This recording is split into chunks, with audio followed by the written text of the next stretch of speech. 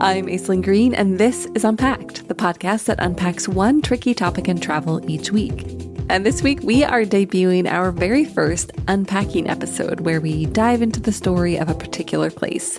This particular place is known for its chilies, being the place where Breaking Bad was filmed, and, of course, hot air ballooning. So maybe you've guessed it already, but yes, today we are talking about Albuquerque, New Mexico.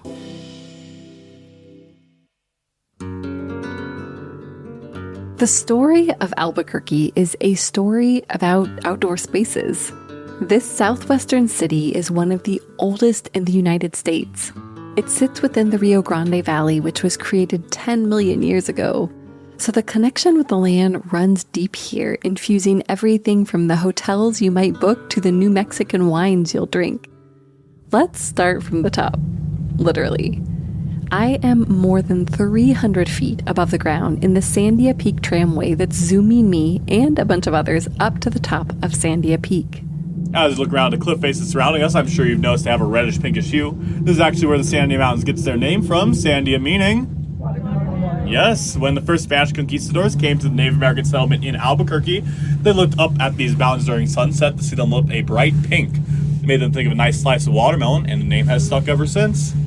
The mountains are a lovely shade of pinky red as they sit by, though we're far from sunset. We reach the top and I step out into chilly alpine air. Most people head for the shorter, easier trails, but I want something a bit quieter. So I follow La Luz Trail, which zigzags along the side of the peak. This, by the way, is also the trail that you can use to hike up or down if you want to skip the tram. I recommend down because it's 7.5 miles one way. About a half an hour later, I stop. I still haven't encountered a single other person on the trail. It's late November, but the skies are blue and the sun is warming me. With 310 days of sun each year, this is a city that does outdoors right. It's so quiet, I only hear the wind and the leaves rustling.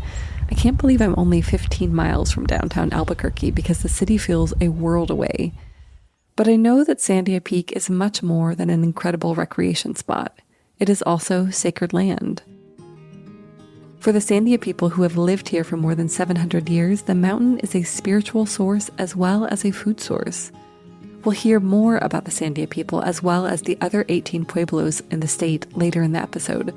But for now, I simply acknowledge that I am walking through the traditional homelands of the Tewa people.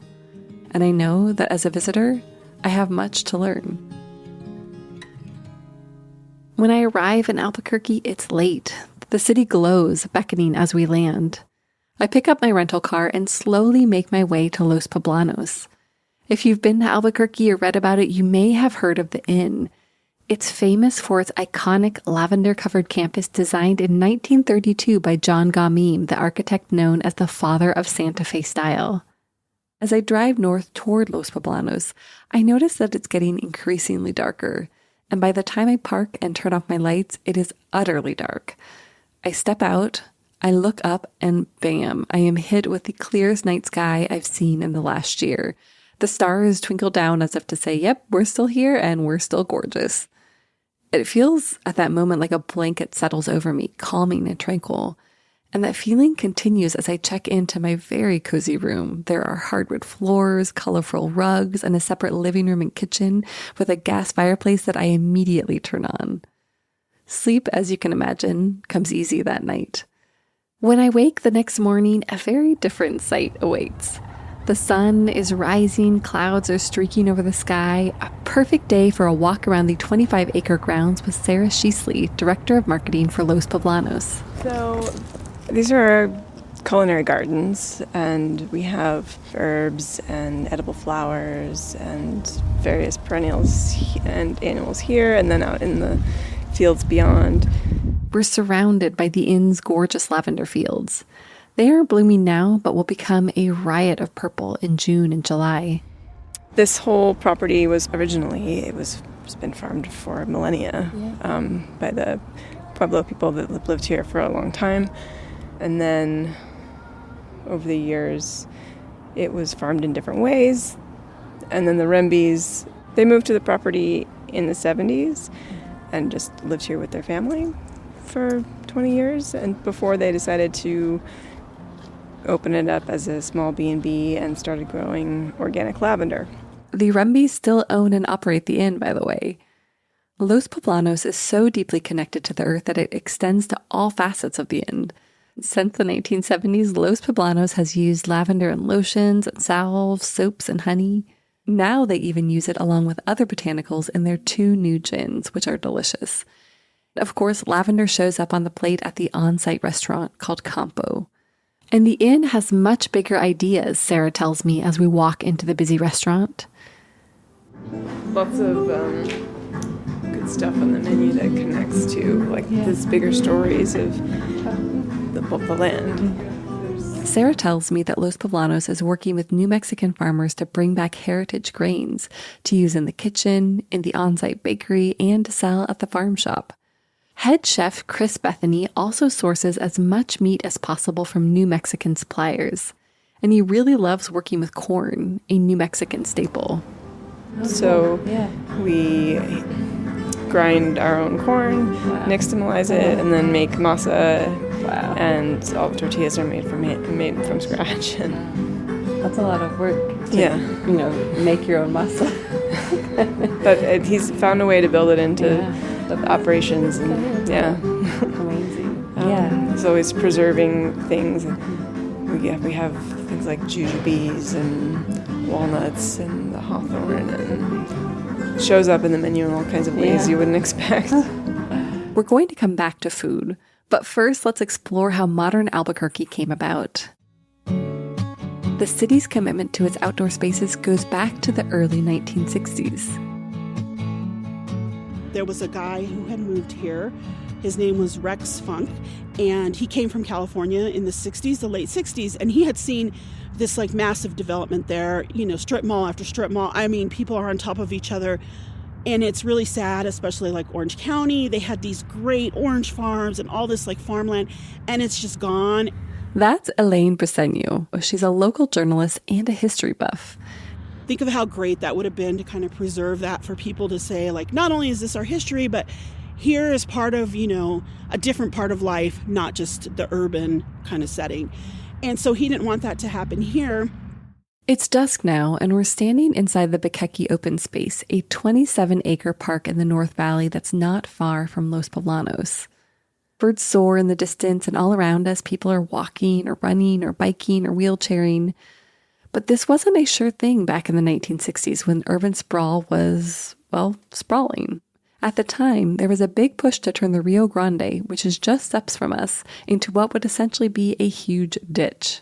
They had wanted to put an artificial paved, kind of like a giant ditch. So, kind of get rid of the river, flow the water through there, and rip out all the trees because they thought they were taking up too much water.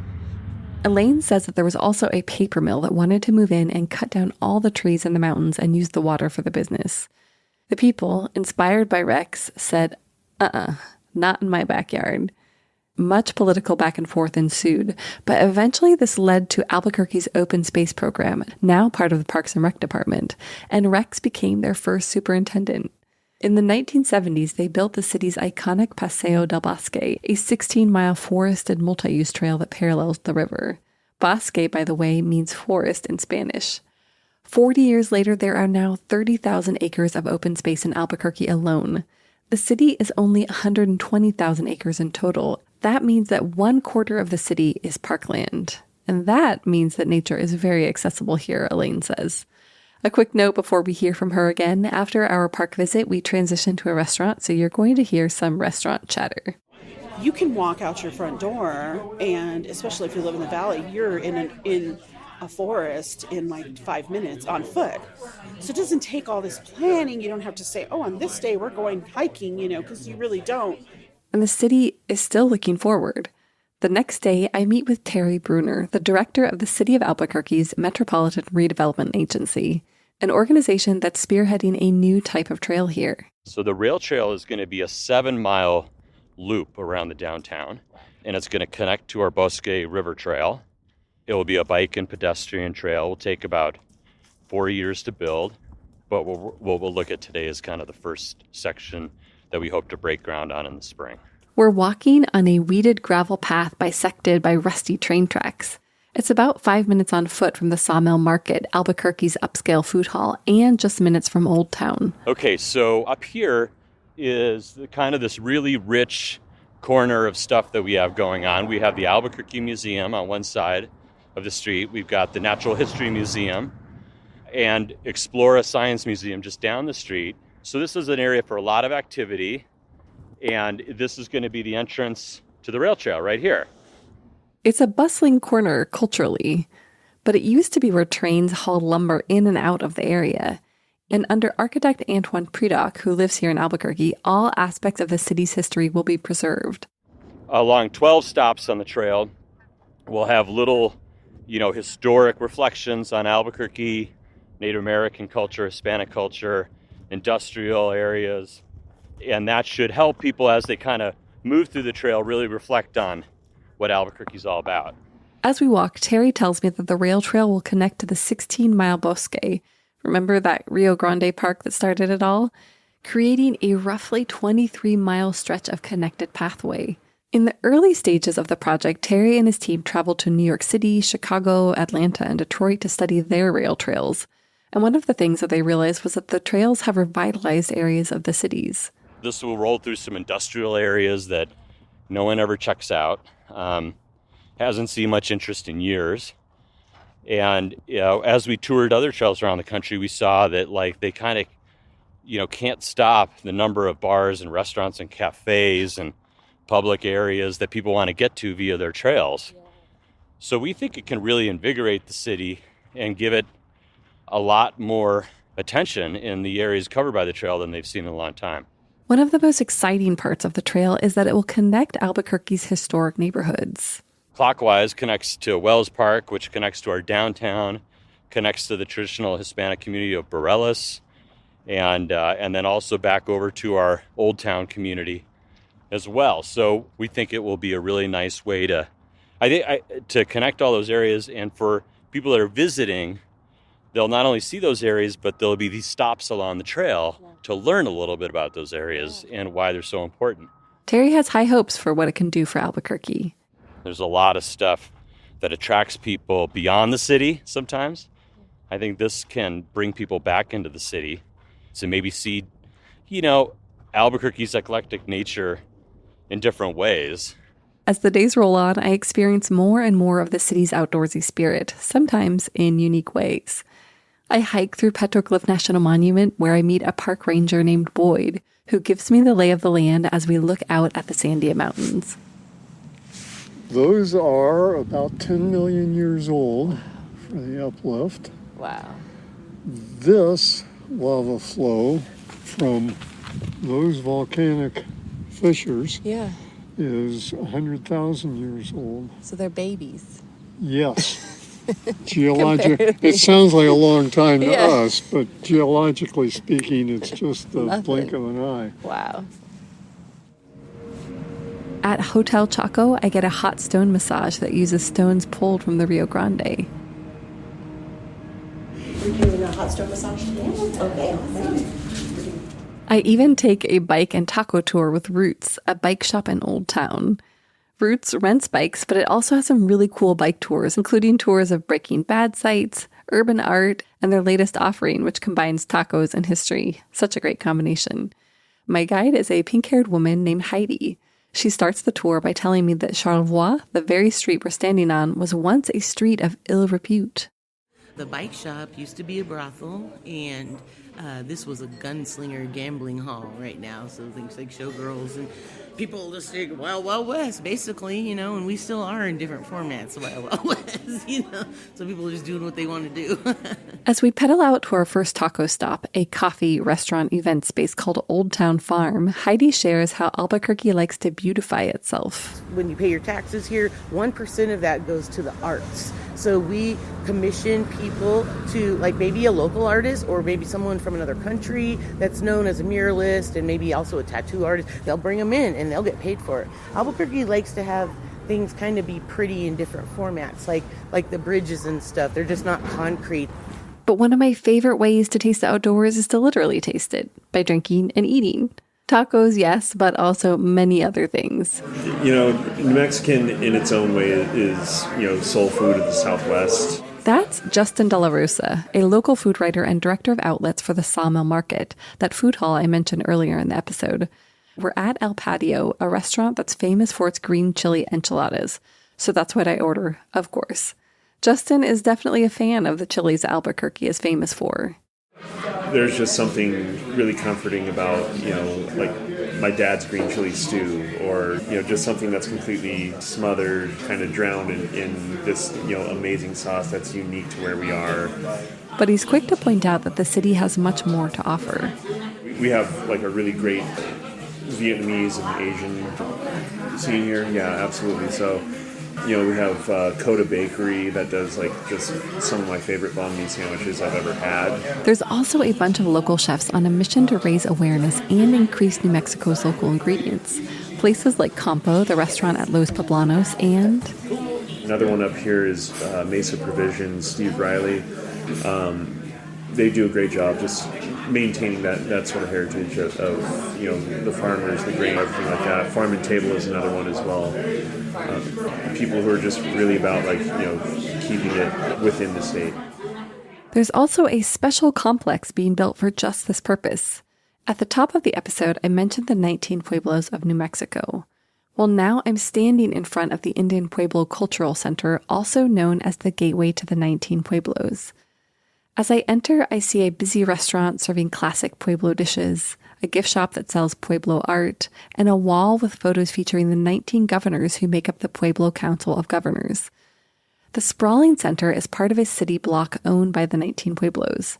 There's a beautiful spa called Rainwater Wellness that uses native-made bath and body products, a Starbucks with Pueblo architecture, a Holiday Inn Express, a bar and grill, and Four Winds, a popular convenience store. And soon there will be a complex that supports native farmers.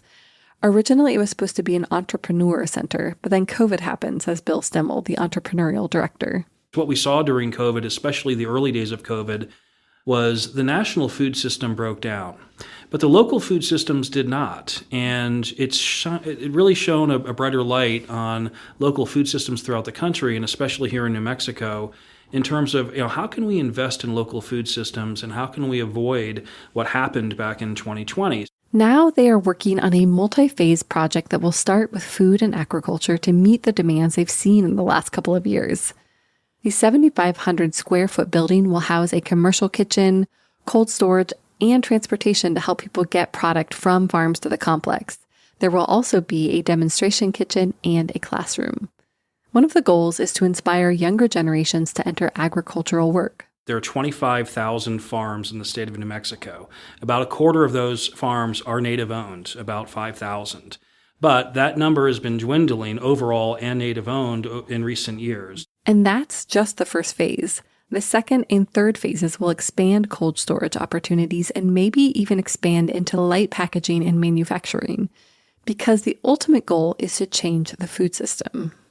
Food sovereignty is a very important initiative that we're hoping to help with many Native entrepreneurs. Food security is another huge initiative throughout the state, and we're hoping to fulfill some of those needs as well. We're looking at the current construction, seeing what will eventually become the center. Bill tells me that they have already made a deal with La Montanita, a local co-op that's opening a flagship location across the street from the center. Once the co-op opens, it will feature native produce, both in its fresh form and as something that's transformed in this very center.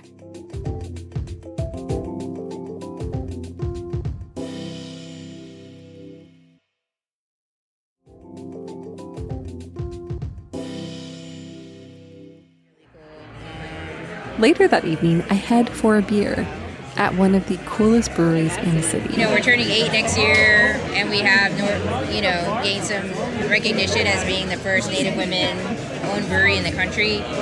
That's Missy Begay. She was born in Albuquerque and raised on the Navajo Nation, also known as the Dene Nation.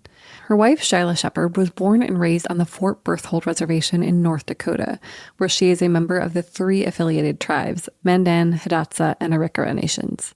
And together they launched Bow and Arrow Brewing in 2016.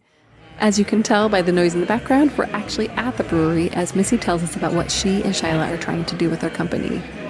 Our special spot is taking really unique ingredients that are native to the Southwest in terms of landscape or indigenous culture, and finding a way to gently infuse those in beers and then, surprise people. It is a Thursday night and it is busy. I'm sipping a delicious Pilsner called Denim Tux that happens to be made with a special ingredient. So not only is the name a nod to the official wardrobe of the Southwest, right? I can never get enough denim in your wardrobe, but what we do is take the grain bill of this and split it with local blue corn from Santa Ana, Pueblo.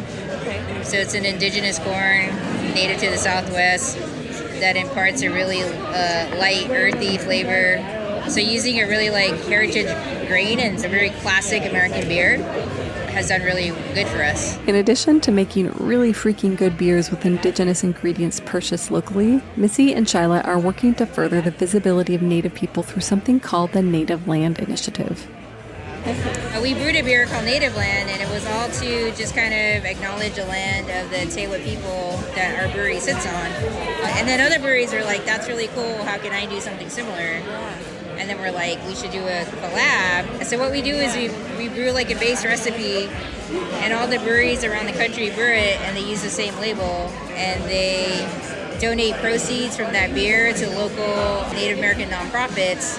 They're in their third year now and have raised close to $100,000 for nonprofits that support ecological stewardship, access to ancestral lands, and revitalization of traditional agriculture and foodways. They've also opened a second tap room in Farmington, New Mexico, 3 hours north.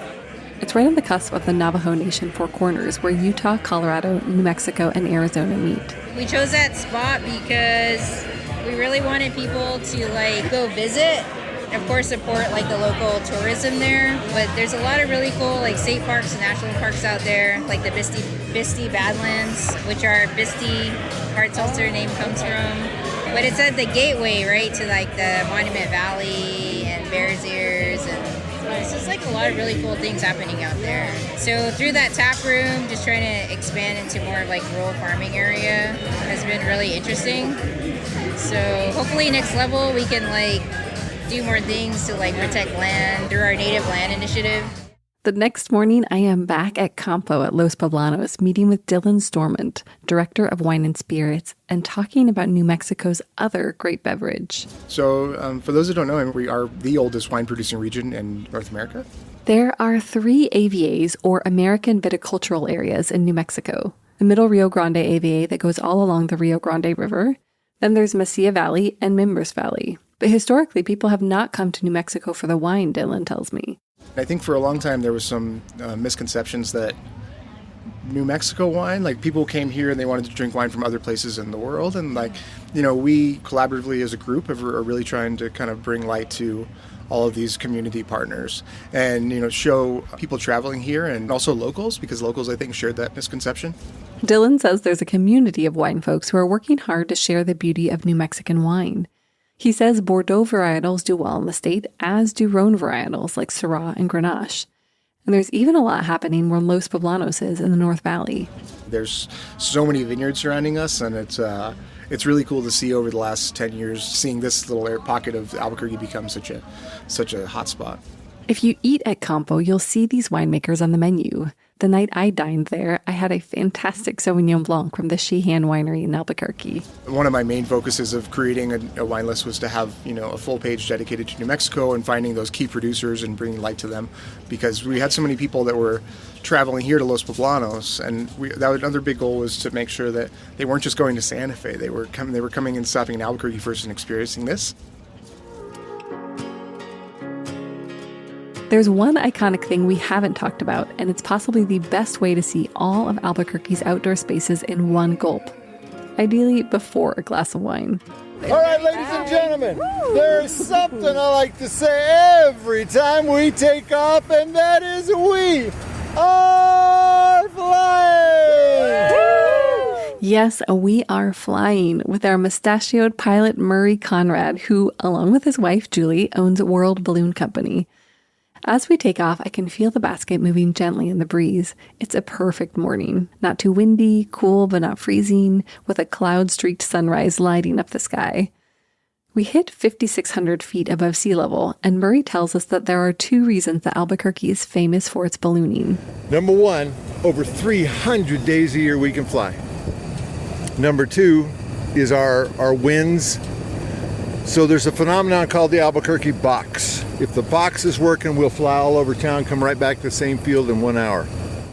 There are more than 300 balloon owners in the city, but Murray and his wife Julie, who is also a pilot, learned from the master. So Sid Cutter, for those of you who are not from Albuquerque, is the father of ballooning in Albuquerque. So in the early 70s, their mother was celebrating her birthday, and him and his brother owned Cutter Aviation at the Albuquerque International Airport, and they wanted to do something special for Mom. They bought a hot air balloon. Murray says that Sid just figured it out, and he loved it. It didn't take long for the other balloon owners in the world to figure out that Sid had a balloon. So in 1973, they all got together in Albuquerque for the very first World Balloon Championships to see who was the best balloonist. So we've been in business since 1973 because it didn't take long before everybody in town was saying, how can I get a ride in one of those? So that's where it came from. We've had different owners through the years, but 50 years later, we're still flying, still in business. And that competition went on to become the Albuquerque International Balloon Fiesta, the annual hot air balloon celebration. In 2024, it'll take place from October 5th through the 13th. And hot tip, if you want to join, come during the week when it's less nutty. I asked Murray if he still loves every ride and why ballooning is so alluring. It is not, when you fly in an airplane, you get that little thing to look out of, and pretty soon you're up above the clouds. In a balloon, you're looking right down on God's creation. You can see hundreds of miles here. I mean, if it wasn't cloudy, you would have seen the mountains of Santa Fe and Taos and, Grants, New Mexico. And it's just amazing. Albuquerque is amazing. It can be so easy to focus on Santa Fe, but the next time you're planning a trip to the Southwest, go and find yourself a little slice of Albuquerque's outdoors. And that wraps our first episode of Unpacking. I'll link to all of the businesses that we mentioned here in the show notes, and I'm also working on a list of the best places to eat and drink in Albuquerque, including where to try wine, which will come out on March 1st. I'll link to it in the show notes once it's out. Ready for more unpacking? Visit afar.com and be sure to follow us on Instagram and X. We are at Afar Media. If you enjoyed today's exploration, I hope you'll come back for more great stories. Subscribing always makes that easy. And be sure to rate and review the show on your favorite podcast platforms. It helps other travelers find it. And if you ever want to ask a question or suggest a topic for coverage, you can reach out to us at afar.com/feedback or email us at unpacked@afar.com. This has been Unpacked, a production of Afar Media. The podcast is produced by Aislinn Green and Nikki Galteland. Music composition by Chris Collin. And remember, the world is complicated. We're here to help you unpack it.